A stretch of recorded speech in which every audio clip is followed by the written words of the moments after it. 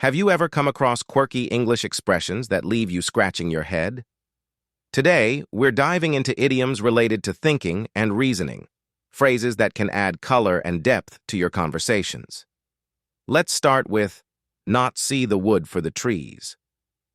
This idiom describes a situation where someone is so caught up in small details that they lose sight of the bigger picture.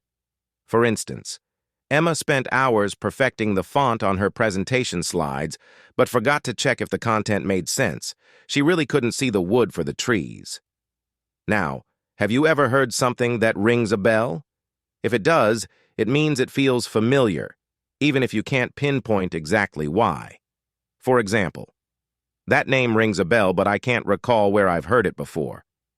Speaking of figuring things out, let's talk about putting two and two together.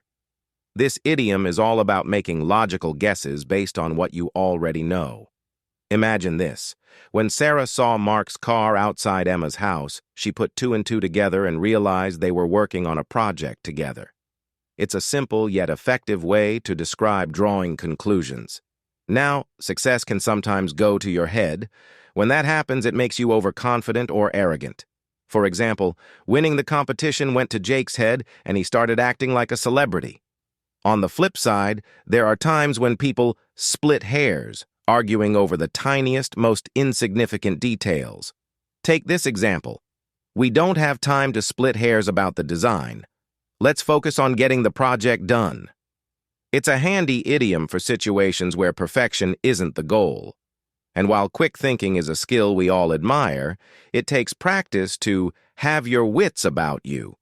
This idiom refers to staying sharp and ready to respond. For example, driving in city traffic requires you to have your wits about you at all times. Unfortunately, there are times when we're in the dark about something, completely unaware because someone's keeping us uninformed. For instance, the employees were in the dark about the company's decision to relocate. It's frustrating, but this idiom captures that feeling perfectly. Now, on to round the bend. If something drives you round the bend, it means it's making you feel crazy. For example, spending all night trying to solve that impossible puzzle nearly drove me round the bend. But what happens when you're in an argument and don't have a leg to stand on? This idiom means you have no evidence to support your claim. Here's an example. Without the receipts, Tim didn't have a leg to stand on in his argument with the store manager. Finally, let's end with know what's what.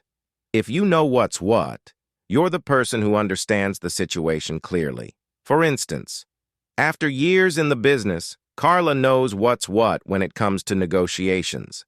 And there you have it, 10 idioms that'll make your English sound more natural and expressive. Don't forget to like, share, and subscribe for more tips on mastering English.